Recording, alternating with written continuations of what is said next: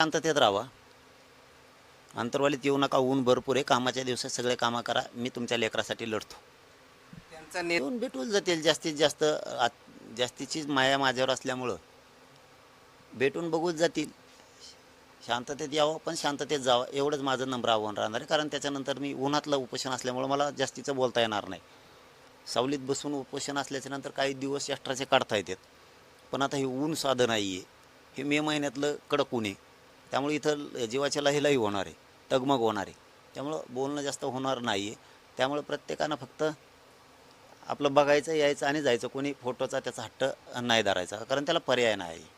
कारण हे खूप टोकाचं उपोषण आहे.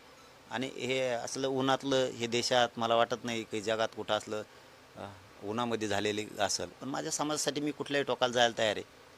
देवेंद्र फडणवीसने ठरवायचं, आरक्षण आणि सगळ्या मागण्याची अंमलबजावणी करायचं का मला तरफडून मारताना बघायचं, हे त्यांनी ठरवायचं. ज्या ठिकाणी